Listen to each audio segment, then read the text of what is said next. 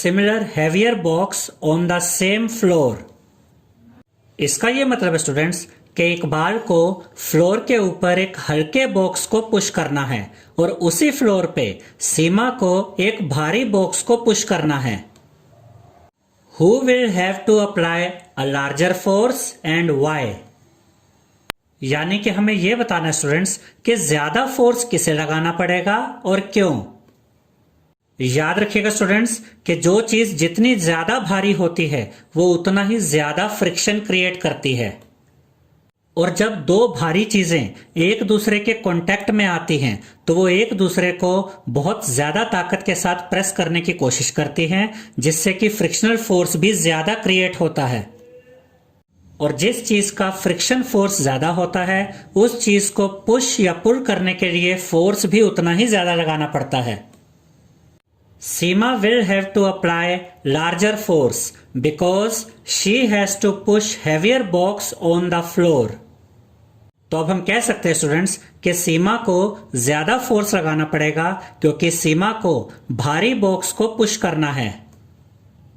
Heavier objects generate more frictional force because the two surfaces in contact are pressed harder।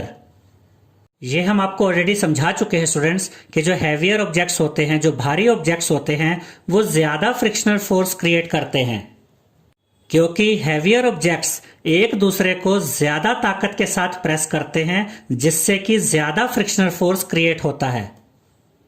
8th question में हमसे कहा गया है explain why sliding friction is less than static friction. यानी कि हमें यह बताना है कि स्लाइडिंग फ्रिक्शन स्टैटिक फ्रिक्शन से कम क्यों होता है। इस चैप्टर की कीवर्ड्स वाली वीडियो में हमने आपको डायग्राम की मदद से यह समझाया था स्टूडेंट्स कि स्लाइडिंग फ्रिक्शन स्टैटिक फ्रिक्शन से कम क्यों होता है। याद रखिएगा स्टूडेंट्स कि स्टैटिक फ्रिक्शन तब बनता है जब दो चीजों के सरफेस एक दूसरे के कांटेक्ट में होते हैं और दोनों ही चीजें रुकी हुई होती हैं।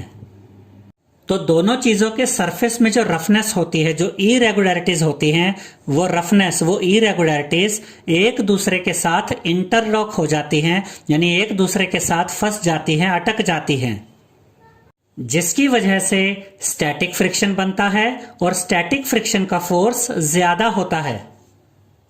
इसीलिए किसी रुकी हुई चीज को मूव कराने के लिए ज्यादा ताकत लगानी पड़ती है। और स्लाइडिंग फ्रिक्शन क्या होता है? जब दो चीजों के सरफेस एक दूसरे के कांटेक्ट में होते हैं और एक चीज अगर मूव कर रही है तो इन दोनों चीजों के बीच में जो फ्रिक्शन होता है वो स्लाइडिंग फ्रिक्शन होता है। और स्लाइडिंग फ्रिक्शन स्टैटिक फ्रिक्शन से इसलिए कम होता है क्योंकि स्लाइडिंग फ्रिक्शन में एक चीज मूव कर रही होती है, इस वजह से दोनों चीजों के सरफेस में जो रफनेस होती है, जो इरेगुलरिटीज होती हैं, उन रफनेस को, उन इरेगुलरिटीज को एक दूसरे के साथ इंटरलॉक होने के लिए, यानी कि फंसने के लिए समय ही नहीं मिल पाता है, जिसकी वजह से स्लाइडिंग फ्रिक्शन का फोर्स कम होता है। अब देखिए स्टूडेंट्स, यहां आंसर में भी यही लिखा गया है the two sliding objects find less time to get interlocked against each other.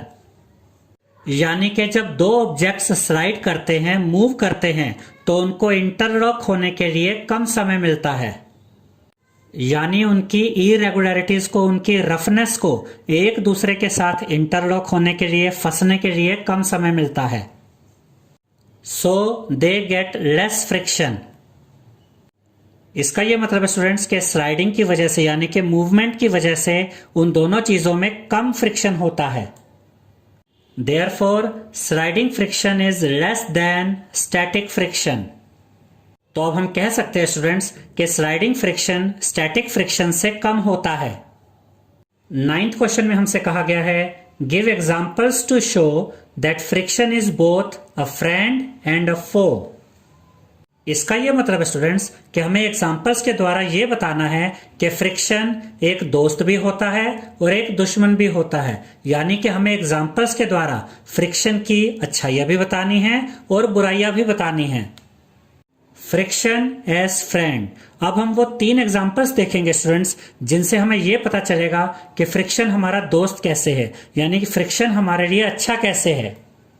तो पहला एग्जाम्पल है, it allows us to walk without slipping on the ground. यानी कि फ्रिक्शन की वजह से हम बिना फिसले ग्राउंड पर चल सकते हैं। It allows us to have grip and catch different objects.